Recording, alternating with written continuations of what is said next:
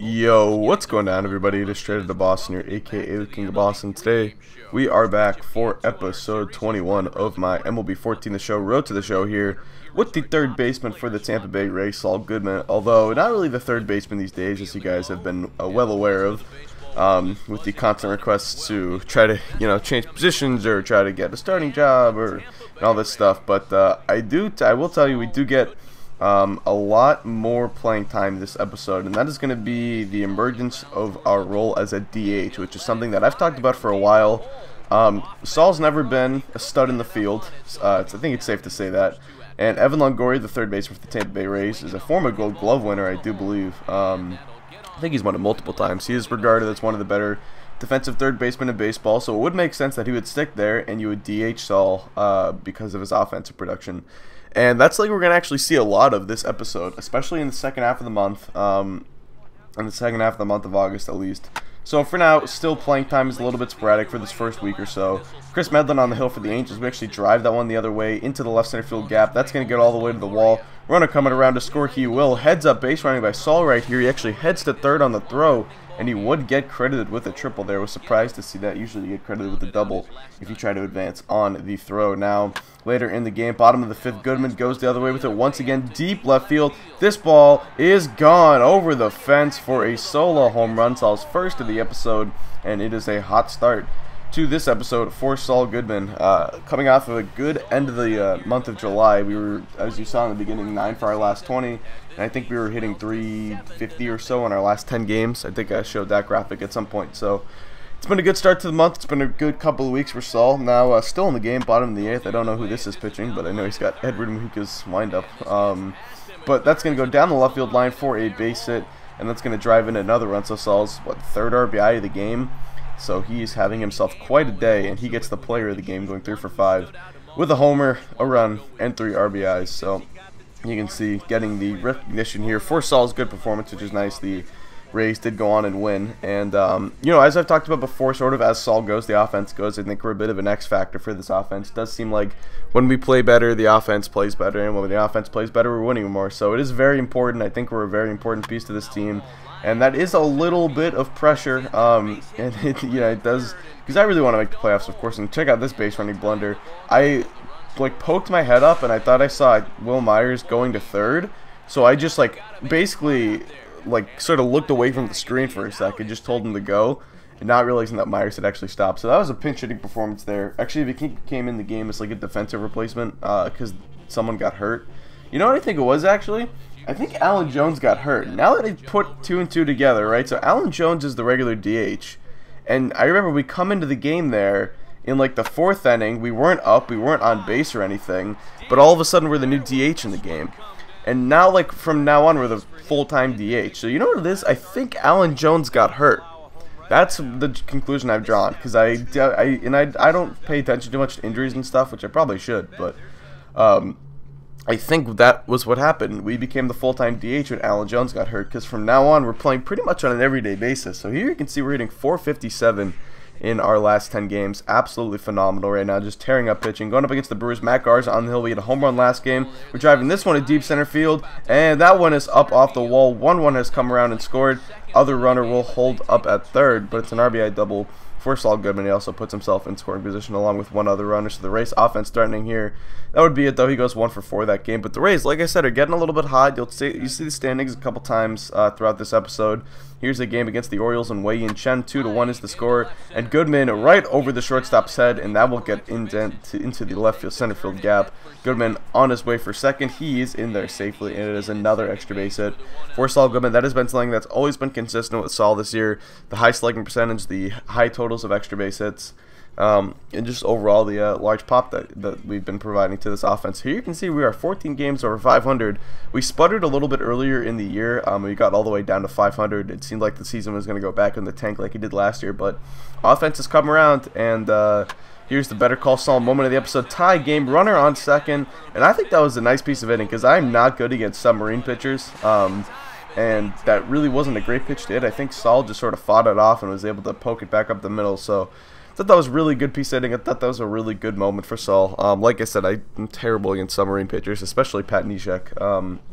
So That was nice. We're actually on a 10-game hitting streak right now as we enter our next game. So Saul really hitting the ball well. The average, you know, hovering, I don't know, 320-ish at this point, which is good to see because we've never really projected as a high contact hitter. But next game, top of the second, and we strike out looking on that slider, and that would signal the end of the hitting streak. So we finish off an 11-game hitting streak going 0 for 4 against the Minnesota Twins, and now later in the series, top of the third. I don't know who this is on the mound. It might be Matt Guerrero or something, but either way, that is back into right field for a base hit. So starting to get the hits back. Obviously, just the start of a new hitting streak.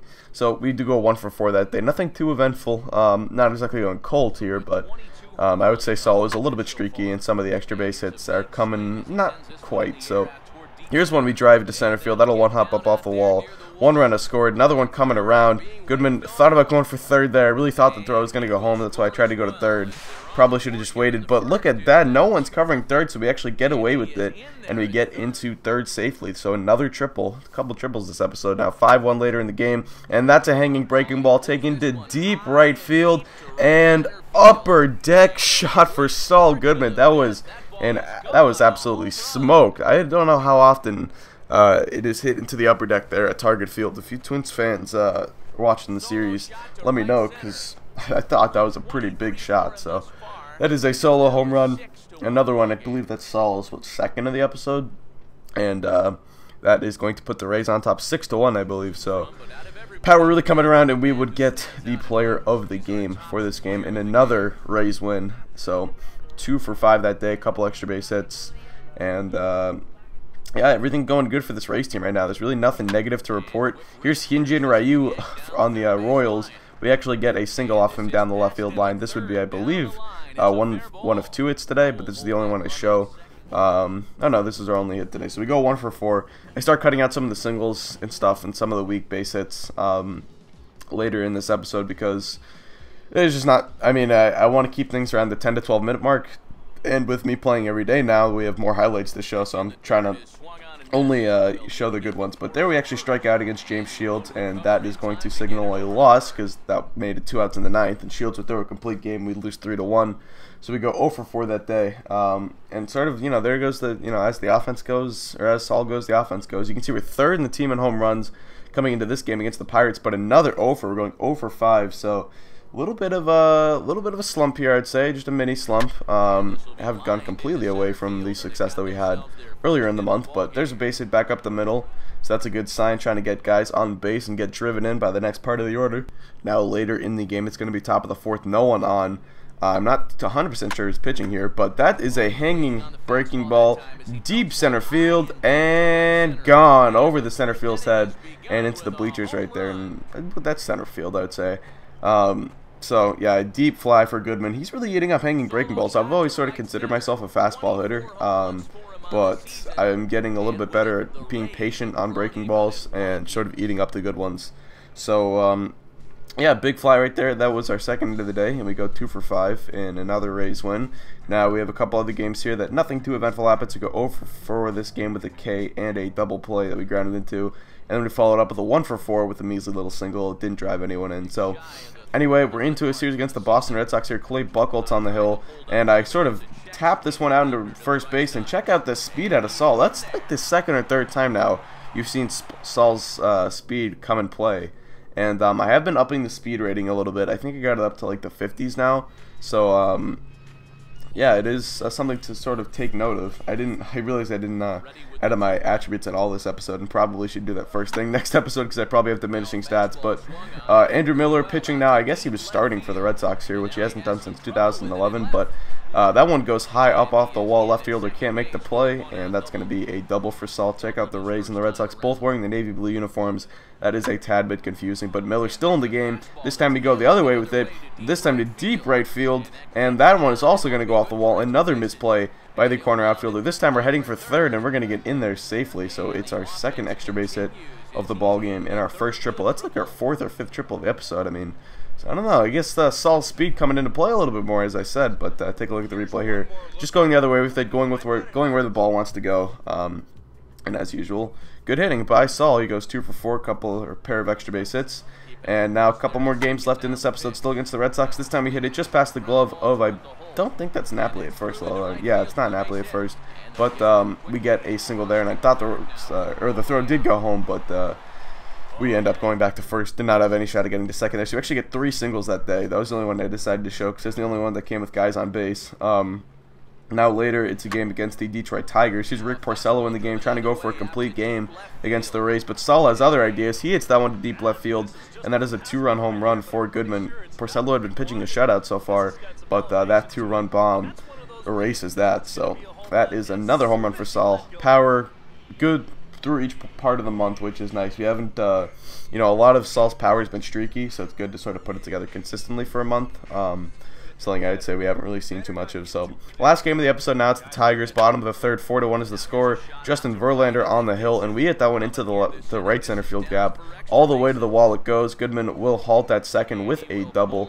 And you can see another one of the best hitters in baseball, Miguel Cabrera, right there. So that'd be our only hit. We go 1 for 5, and that is going to wrap up this episode. So, the Rays are looking to make a playoff push. We are 75-61, still 14 games above 500.